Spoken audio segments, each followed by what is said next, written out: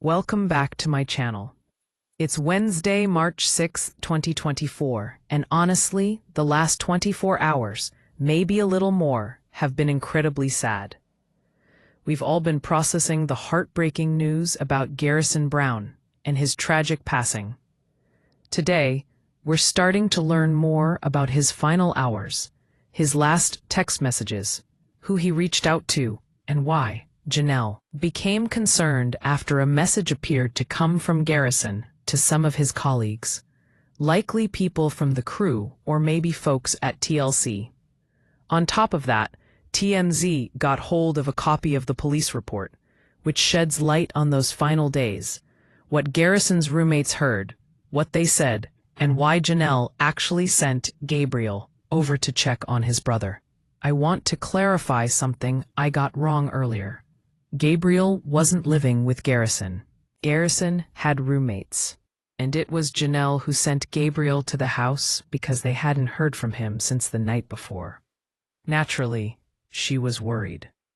The news of Garrison's passing has rippled throughout the online community, especially among fans of Sister Wives or anyone who's followed the Brown family over the years. Messages of love and support have been pouring in, and family members themselves have shared unified posts across social media. They've kept the details limited, but made it clear how devastated they are, expressing that his loss leaves a huge void in their lives. Yesterday, the siblings updated Garrison's Instagram to let fans know that he had tragically passed away, offering a gentle acknowledgement of the grief without going into specifics. At this time, the siblings have been asking for privacy, which is completely understandable. Meanwhile, TMZ and Radar Online were able to obtain a copy of the police report, detailing what happened in the days leading up to the tragedy on March 5th. Honestly, some of these details are likely new even for longtime Sister Wives viewers. This isn't something that's ever been discussed on the show, and it gives a deeper look into what Garrison might have been going through in those final moments. Here's what happened. On Tuesday morning, Janelle sent Gabriel over to check on Garrison. The reason was tied to the last text messages Garrison had sent. Once Garrison was found, the police contacted Janelle and spoke with family members, Gabriel, and Garrison's roommates to piece together what was happening. According to the report, Janelle told police that Garrison had sent an ominous text to a group of people he worked with, likely colleagues involved with the show. She described the message as deeply concerning. The text reportedly read, "I want to hate you for sharing the good times, but I can't. I miss those days." It seems clear that he was upset, and naturally, this alarmed Janelle. Even though she wasn't part of that group message, she learned about it and immediately reached out to him herself. According to her, they had a very brief conversation over text after that, but it was short and didn't fully alleviate her concern. A few minutes after that brief text exchange, Garrison stopped responding to Janelle. Naturally, she grew more concerned and began reaching out to her other children to see if anyone could check on him. Gabriel volunteered to go, but by the time he arrived in Flagstaff, it was already too late. Garrison had passed away. When the police arrived at Garrison's home, after Gabriel had called 911, they spoke with 3 of his roommates. According to their statements, some of them had heard a pop on Monday night, but none thought it was a gunshot. No one went to check on Garrison at the time. It appears that Garrison was alone in his bedroom.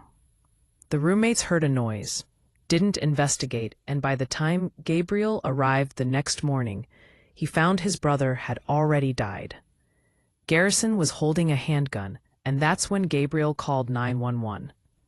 It was then the roommates realized the tragic truth, that Garrison had taken his own life. From the details in the police report and the 911 call, Gabriel didn't get to Garrison's home until around 10 a.m. on Tuesday morning. The roommates explained to police that Garrison had struggled with alcohol while living there, though Gabriel mentioned he hadn't realized anything was seriously wrong. He had recently started a new job at a medical facility and seemed to be doing okay on his own. One final detail reported by TMZ: Janelle told police that Garrison was, at the time of Garrison's passing, he was reportedly estranged from his father, Cody. The two still hadn't reconciled, which added another layer of sadness to an already tragic situation. According to Radar Online, which includes a few more details than TMZ, it was Gabriel who found Garrison, and he was visibly distraught when speaking with police. Garrison was located at his residence on Tuesday morning. Some of his siblings and roommates told the authorities that Garrison had been struggling with mental health concerns and alcohol use, though the family had believed he was improving since starting a new job at a medical facility. Everyone had the impression that things were stabilizing. By this time, Gabriel had moved out, and Garrison had a new group of roommates living with him. Janelle told police that Garrison stopped texting her the night before, which prompted her to reach out to her children for help. She also expressed regret, saying she wished she had intervened sooner to get Garrison's support before events took this devastating turn. Regarding that troubling text we mentioned earlier, I want to hate you for sharing the good times, but I can't. I miss those days. Janelle said the exchange happened between 8:34 p.m. and 8:39 p.m., and then Garrison stopped responding. On the show, the family has never openly discussed any struggles the kids might have had with alcohol or substance use. For the most part, the Browns have been clear that substance use wasn't a part of their family dynamic, or at least they hadn't shared it publicly. Because of their belief system, the Browns haven't really been open about drinking. But Christine's wedding was one of the first times we saw them kind of letting their hair down. Garrison appeared in the wedding special, but if I remember correctly, he didn't get much one-on-one time on camera. He may have said a few things, but nothing significant.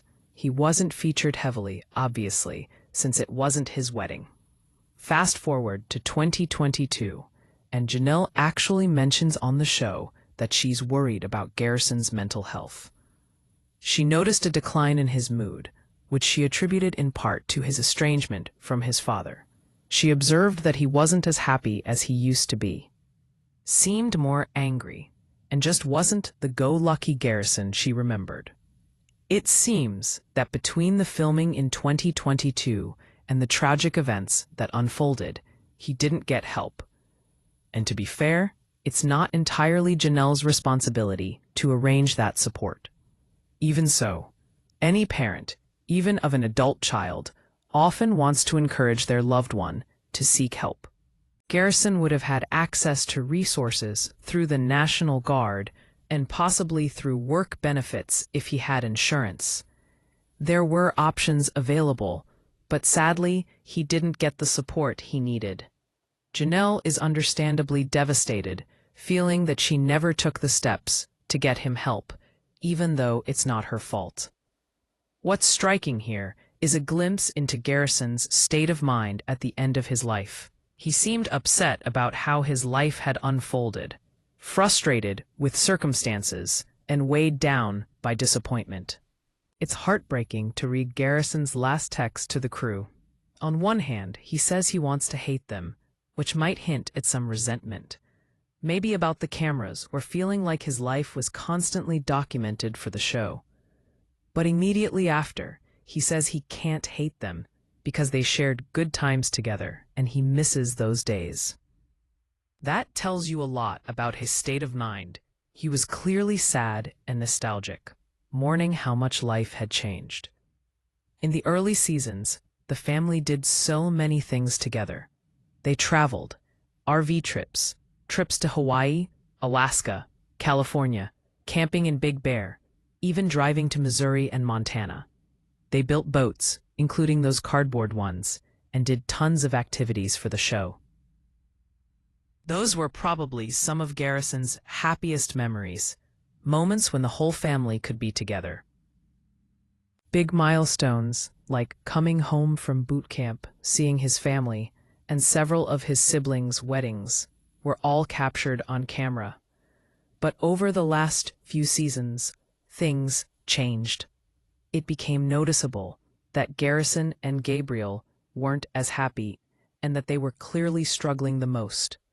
His final text seems to reflect that sadness, not just personally, but about the state of the family as a whole. Another point Janelle made to police: Cody and Garrison were estranged. That detail hints at deeper family tension, adding another layer to Garrison's struggles in his final days. It seems clear that the estrangement with his dad, Cody, weighed heavily on Garrison's heart and mind. He likely didn't want to be estranged, but circumstances and past actions left him in that position. On top of that, there was a mix of frustration about the show, frustration about his family dynamics, struggles with mental health and substance use, and ultimately, that pain culminated in him taking his own life. This is what the police report suggests when you piece together the last days of his life. Bra, pet, bra, pet, bra, pet, bra, pet, bra, pet, bra, pet, bra, pet. As I was uploading and editing this video, I received a copy of the police report through an ID request, which gave a closer look at what was being documented. In a conversation with one of his roommates, they mentioned that Robert Garrison had been dealing with depression lately and also struggled with alcohol, drinking almost every night. When asked if he was intoxicated the night before, the roommate confirmed that he was. He added that Robert would often ask for rides late at night to get food because he couldn't drive while intoxicated. Importantly, the roommate said Robert had never said anything that raised a red flag, but they were aware he had been having problems with an ex-girlfriend and wasn't very happy at the time. The report also clarified the pop that the roommates heard. Each of them described it differently. One roommate mentioned that when they went to the bathroom, they smelled smoke in the hallway, but still didn't think much of it, and no one went to check on Garrison at that time. It wasn't until later that, when Gabriel arrived that morning, that's when the full tragedy came to light. He was clearly very distraught when officers spoke with him. He shared that Garrison had been struggling with alcohol abuse and mental health issues. During the interview, Janelle arrived and explained the situation further. She showed the police the text messages Garrison had sent and confirmed that he was still estranged from his dad, Cody. In the midst of all this, Gabriel even went to pick up Cody and bring him to the scene, which underscores that the estrangement was still in place at the time. Janelle's phone helped the officers understand Garrison's mindset. His last text to the group reflected his sadness and longing for the way things used to be. Meanwhile, the roommates described that he hadn't been happy, was drinking every night, and often needed rides late at night to get food. It was clear he had been struggling for some time, and unfortunately, he hadn't received professional help. One roommate did mention that Garrison had plans to get clean that month, showing he had intentions to improve, but tragically, he never got the chance. When Gabriel found him, Garrison was sitting up. At first, Gabriel thought he was asleep. Only when he looked closer did he realize the severity of the situation, prompting him to call for help. It's deeply tragic that, in his final moments, Garrison was battling alcohol struggles and the pressures of a life shaped by a culture and family that largely abstained from drinking. He also grew up in a context where mental health wasn't openly addressed, which likely made it even harder for him to reach out. Mental illness, unfortunately, wasn't taken seriously in the culture Garrison grew up in. In that world, struggling with your mental health is often seen as a weakness, not as something like a chemical imbalance that can be treated. Seeking help from a psychologist or doctor was discouraged, and even though Garrison had moved beyond that environment, those beliefs could still have influenced him, and perhaps even some family members, on how to handle these struggles. Add to that the family's fundamentalist background, where substance use isn't part of the culture, and it's easy to see why there might have been no framework for understanding or addressing alcohol abuse. It really paints a picture of a complete tragedy. Garrison was clearly sad and reaching out for help, but he was also keeping a lot hidden from those around him. Yesterday, many people were saying, "Don't blame Cody. Don't blame this person. Don't blame that person." And really, that's true. You can't assign blame. What we can see is that in Garrison's state of mind at the end, this is how he felt, and these are the messages he was sending. His roommate noted he was intoxicated during these last moments, which adds another layer of struggle. Cody and Garrison hadn't spoken for years, or at least very little, and they never reconciled. That estrangement clearly weighed heavily on Garrison, adding to his emotional pain. My heart truly goes out to the family. Navigating grief in the wake of this kind of tragedy is unimaginable. My heart also goes out to the family, especially Gabriel, because he was the one who walked into the situation and saw what had happened. He was so close to his brother, and knowing that Garrison's final text messages were to members of the crew helps explain why the family is asking for privacy. They understandably don't want every detail of these personal moments to be public.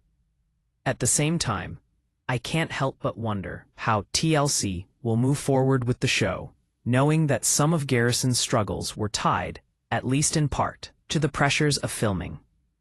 If you look back at the last few seasons, it's clear how Cody has spoken about the boys, and you can see why Garrison may have struggled. While that isn't the cause of his pain, it certainly could have contributed to it, especially without counseling or mental health support. Without those tools, it's understandable that someone might turn to alcohol or other coping mechanisms to try to numb that hurt. It's such a sad and tragic story, and my heart truly goes out to the family. I don't know what TLC will do now that this information is public, but moving forward on the show will likely be incredibly difficult, given the reality of what happened. Again, my deepest condolences to the Browns. It's heartbreaking to know that this is where Garrison was at the end of his life, and to think that perhaps if he had received help sooner, things might have turned out differently. Thank you all for watching today. If you enjoy these videos, make sure to give this video a thumbs up, subscribe to my channel, and as always, share your thoughts in the comments below. Bye guys. So,